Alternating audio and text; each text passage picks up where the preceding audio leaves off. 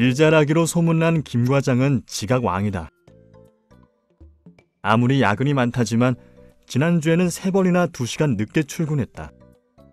김 과장 때문에 다른 직원들의 지각까지 잦아진 것 같다. 이런 글을 최 사장이 단단히 벼르고 있는데 김 과장이 또 지각을 했다.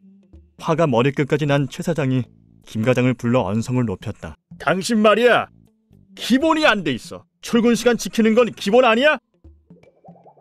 그런데 이날 이후 팩토라진 김 과장. 확 구겨진 인상으로 요 며칠 말도 안 한다. 도대체 무엇이 문제일까?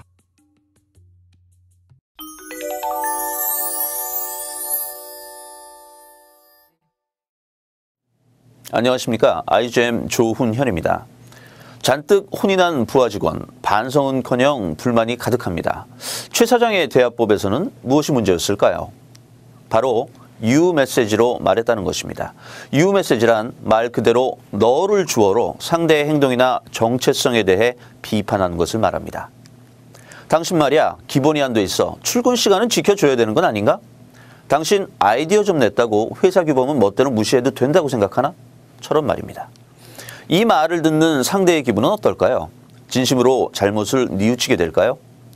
you 메시지를 듣는 대부분의 사람들은 상처를 받거나 혹은 앞서 보신 김 과장처럼 불만이 쌓일 가능성이 큽니다.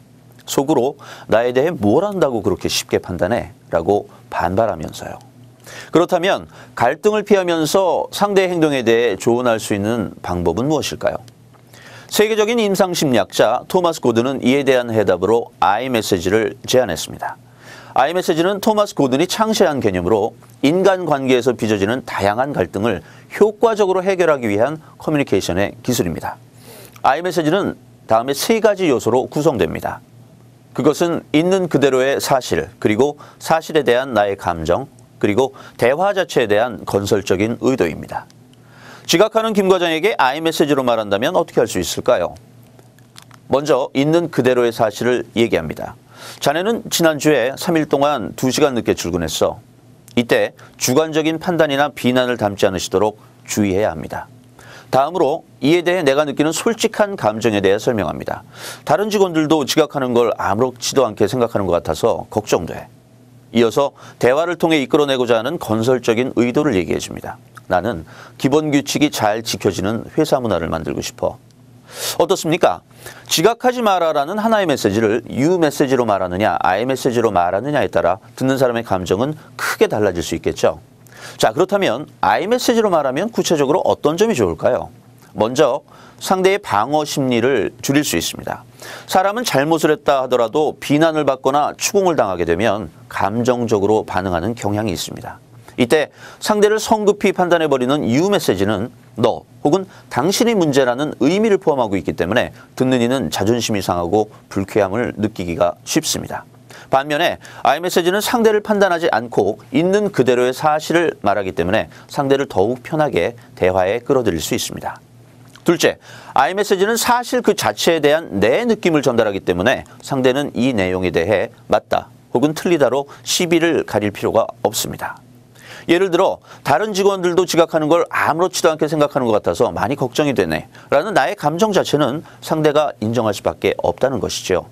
셋째, I 메시지로 말하면 긍정적인 방향으로 상대의 변화를 기대할 수 있습니다. 대화의 목적이 단순히 상대의 잘못을 지적하는 것이 아니라 건설적인 의도를 담고 있기 때문입니다. 따라서 I 메시지로 말하면 갈등을 해결할 수 있는 가능성이 커질 뿐 아니라 더욱 긍정적인 관계로 나아갈 수 있는 기회가 될 수도 있습니다. 결과적으로 I 메시지는 주관적인 판단을 배제한 사실과 이에 대한 나의 느낌, 그리고 이 대화의 건설적인 의도까지 전후사정 모두를 포함하고 알려줍니다. 상대를 성급하게 판단해버리고 마는 you 메시지에 비하면 I 메시지는 완전한 메시지라고 할 수 있습니다. 이제 I 메시지를 좀 더 연습해 보겠습니다. 밤늦게 들어오는 딸에게 화가 난 아빠가 you 메시지로 말합니다. 너 대체 몇 시인데 연락도 없이 지금 들어오는 거야. 네가 생각이 있는 애니? 자, 이 상황을 I 메시지로 한번 바꿔볼까요? 네가 연락도 안 되고 들어오지도 않아서 혹시 무슨 일이라도 있는 건지 아빠가 얼마나 걱정했는지 몰라. 너도 알다시피 요즘 세상이 무섭잖아. 그러니까 다음부터는 늦을 때 미리 전화라도 꼭 해줘. U 메시지로 말할 때와 I 메시지로 말할 때 만약 여러분이 따님의 입장이라면 어떤 경우에 걱정하는 아빠의 마음을 좀 더 잘 느낄 수 있겠습니까?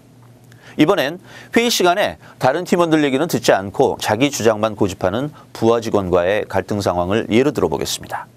U 메시지로 표현하는 상사는 당신 왜 이렇게 말이 많아? 도대체 다른 사람이 말할 기회를 안 주잖아. 이렇게 말합니다. I 메시지로 바꿔보죠. 지난 회의 때 보니까 회의 시간의 반 이상을 자네만 이야기하더라고. 그런 모습이 동료들한테 어떻게 보일지 좀 걱정이 돼. 나는 자네가 다른 사람들 얘기도 잘 들어서 동료들에게 좀 더 존경받고 더 발전하는 리더로 컸으면 좋겠어. 정리해 보겠습니다. 부하 직원이 영 못마땅한 행동을 할 때 여러분들이 말할 수 있는 방법은 두 가지입니다. U 메시지 아니면 I 메시지. 부하 직원의 마음을 닫게 만드는 U 메시지, 그리고 부하 직원의 긍정적인 변화를 이끌어낼 수 있는 I 메시지. 무엇이 리더의 언어인지는 명확하지 않습니까? 지금 바로 I 메시지를 실천해 보시기 바랍니다.